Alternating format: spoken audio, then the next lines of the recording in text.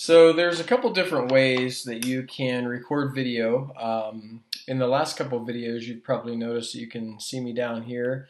This is a newer one that I've been using, and it's called Loom. And you can see on the screen up above here that I have it kind of highlighted. This is a screencasting thing, so as you can see, you can hear the voice that my computer is picking up via the mic. But you can also see the person, so it kind of humanizes it. And so one thing I also noticed the other day, I did get an email. I have the free version, but you can see right here that you can get Loom for free, kind of the upper level Loom that normally you would have to pay 10 or something a month for. So that's very nice. Many companies are opening the paywall or are removing the paywall at least during this process. So you can see, let me see. Normally for Loom, let me see.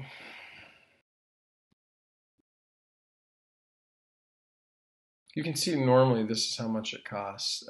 Basic, Pro, Team, and Company. Pro is $4 a month. I have the Zero, and you can see right now it's unlimited, right? So they've kind of changed that. The numbers you can, the number that you can record, I don't remember what it was before, to be honest. So what I like about Loom though, and I can't show you because I'm using Loom, but you can see that it's a little icon.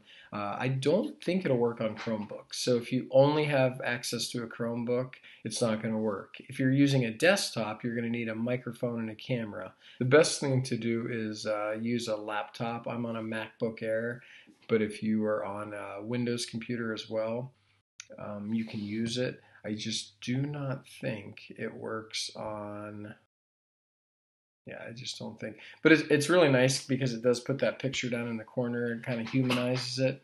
So this is one that you can use. And so what I do is when I'm done, I kind of go up here to the top and I stop the video. Um, and then on their website, I have a copy of my video. But for me, what I do is I then go to YouTube, and you can see I just uploaded one, and I upload the video. Um, I'll show you how to do that here coming up. But I upload the video and kind of house it on YouTube just because I think YouTube is a really universal way to get videos. And you're going to have to get over the fact that you don't want people, yeah, I don't know. No one likes how they look on camera. No one likes their voice. But if you would just get over that and realize that you're in front of kids all the time, I do always shut off the ability to comment just because people write ridiculous things. So I would recommend that. And I'll show you that in another video. But when you record something, whether it's Loom, whether it's if you are a Mac user, you can see down here I'm clicking on QuickTime Pro. That's a really great one to use. There's another one, and again, I don't think it works with Chromebooks. I think it's Matic, Screencast-O-Matic. Yeah, if you click on Screencast-O-Matic, that is a way that you can record videos, and that's kind of nice. And I know it's pretty easy. You can just like start recording for free, it says. And it says, oh, yeah, you can do it on Chromebook, Mac, and Windows. I think maybe if you have a school Chromebook, you can do it because you have a teacher policy, but I don't think it works with the kid policy.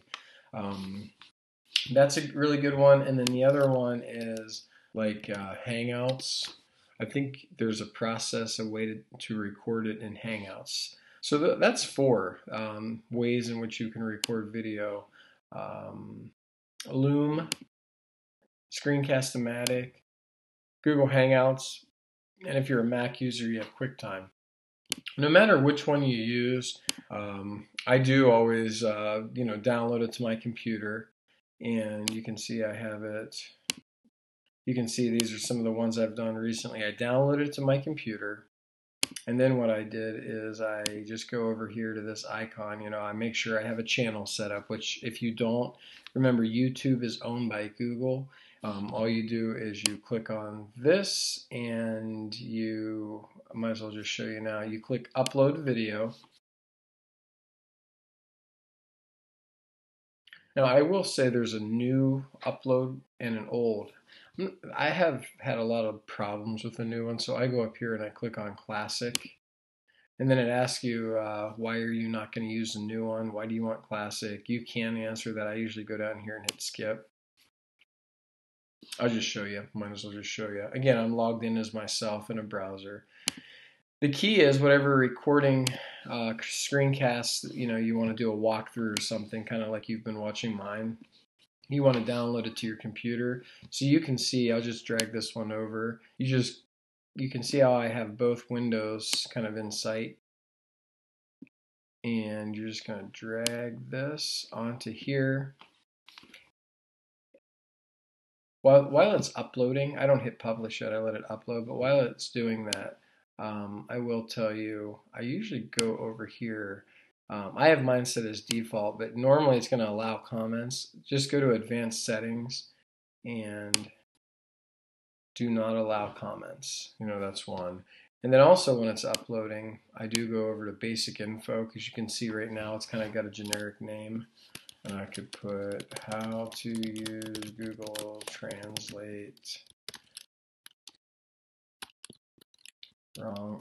I'm going to just label this one so I know the difference. Wrong direction version, because it's portrait instead of landscape. So anyhow, I would just normally let this upload. I probably won't continue, but when you're done, it's pretty awesome. You get a URL and you get you can just copy, and all of a sudden you've posted on YouTube. And I've had some people ask me, how do you go to your YouTube channel just to see your videos? Let me go ahead and stop this one, just so you guys know when that got up to 100%, making sure I had my comments off. I do hit publish when it gets to 100%. And then after a few minutes, you get your URL, which is basically the web address. If you want to get into your studio to kind of look at your videos, delete videos, maybe you uploaded one that you don't need anymore or it was a mess up. If you go over to your kind of icon area, top right hand corner, click on that, and then you click right here to YouTube Studio, and it's going to say, do you want to leave? Yes, I do. So once you go over to YouTube Studio, easy for me to say, you can see I have all kinds of options here, and there's a lot going on. I do not want to go through all parts of that, but one thing I'll tell you is if you click on videos, it'll show you all my videos, and then any of these that I wanted to get rid of. Let's say I wanted to get rid of this one, I could click on it, and then I could download that or delete that forever. It will let me download it if I want also, which is beneficial. So it's nice that it kind of warehouses, holds kind of like a hard drive some of your videos. But again, my tip is to shut comments off. But once you get it on YouTube, so if I click on one of these, any of these, you can. So if I click on one and I open that up. Again, this is only going to give you, it's going to be like any other video on YouTube.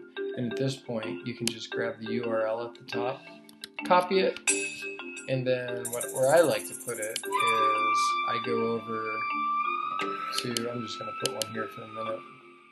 Let me stop this video.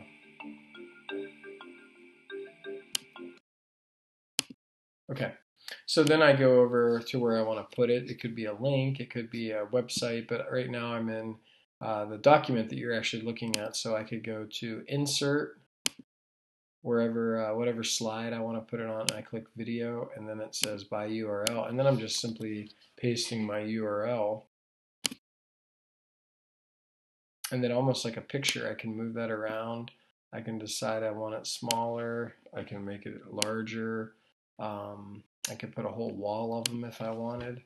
So anyhow, that's a really great way to go about that. And I would pick one of them. If you don't want your picture down here, kind of where you see me, that's fine. There are options to turn that off. Even on the Loom, you can pick screen only. But it's really nice to be able to see the screen, hear the voice, and even see the person if that's something you're not too offended by. So, okay, well, I hope that helps.